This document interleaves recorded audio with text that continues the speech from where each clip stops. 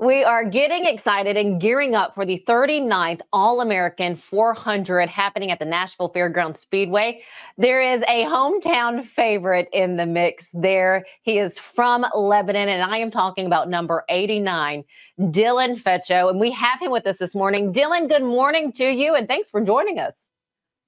Well, good morning. Thanks for having me.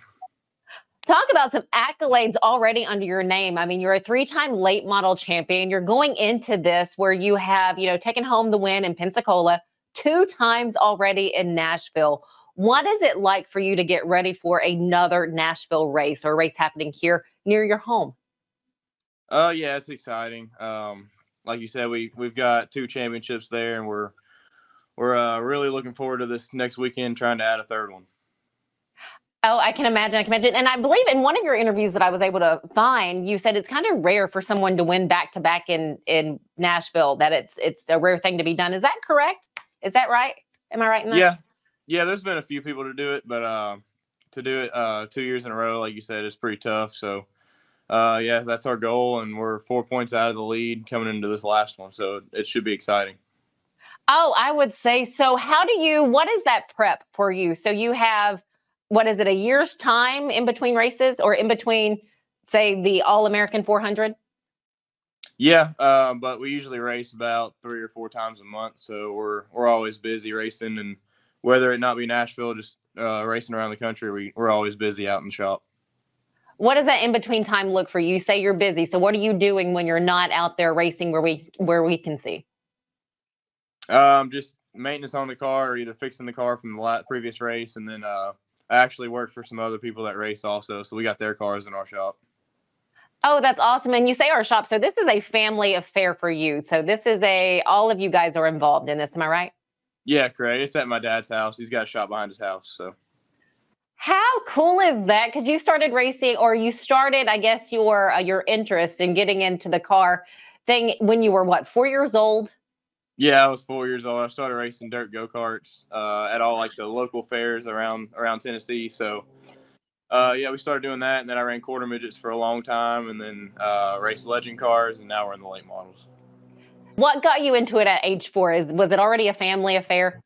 Yeah, it was. My dad raced for a long time through the early 2000s and the 90s, so that's who got me into it, and just it's been something we've done my whole life. So. Well, and I love hearing what got you into it. What keeps you going? What is that motivation for you each day to get up and to make sure either you're training or your car is in great shape? What keeps you going? Yeah, sometimes it's tough, but really just the competition nowadays, it's tough, and it's a lot of fun racing. And all the people at the racetrack, we're kind of friends, and we kind of make more like a family, or a family like place. It's like everybody there, everybody loves each other, and it's a good time, and try to be friends with everybody. Oh, I love hearing that. So as you're making those friends, I'm sure you're friends with other drivers.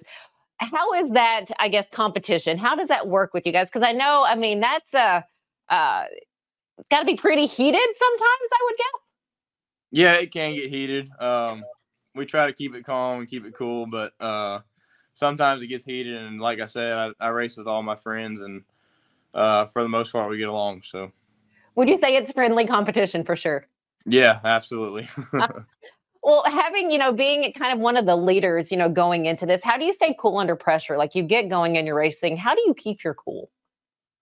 Yeah, just kind of try to race yourself, and try not to get involved in the drama part of it. So, like this last race, we were leading the race and had an engine fail on us. So we actually had a really big lead in the points, and now we're going into this last one down 4. So just kind of got to race against yourself and race against the track, and try not to worry about other cars. I love that you say yourself, that you're racing against yourself and the track and really not the other. So I love that you say that. Yeah. Usually you can try to race against your mind and try to keep the other cars out of your head and just do your thing, and usually it works out good. Good. And who's your biggest competition going into this time around? So I got 2 of my friends that I race with, and we're always usually tight. It's Jackson Boone and Hunter Wright. So Jackson's the one that's leading the points going into this last one. So he's the one that we'll have to try to keep our eyes on and try to beat this next race. Well, we're cheering for you, and I know you have a lot of cheerleaders. Who's that main one who is there for you full force every time? Of course, my dad and my whole entire family that's around me, and I've got some great sponsors that help us. That they've been super loyal to us over the years, and without them, we just couldn't do it. Who are your sponsors? Who are those? Would you like to mention them? Yeah, for sure. We got U.S. Tank. They've been really good to us, and Hunter Industrial on the quarter panels. They help us out a whole lot. So, especially without them too, we couldn't do it. Oh, that's great. Well, Dylan, any words of wisdom for those who are, interested in racing and they're young and they've already gotten into racing? Any words for them that you can share? Yeah, just if you do get into it, just never give up. And sometimes it's a cutthroat sport, so you gotta keep grinding and just never give up and just do your best. What's next for you after the All American 400? So this year we've only got 2 races left, which is the 400, and then we got to go to Florida for the Snowball Derby. Gotcha. Well, we wish you the very best. Dylan, thank you so much for your time, and we will be cheering you on from the side. Cool. Thank you. Thanks for having me.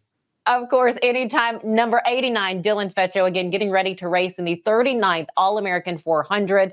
That is happening November 3rd, 4th, and 5th at the Nashville Fairgrounds Speedway. Stick with us here on Mornings on Main Street. We have more coming up for you after the break.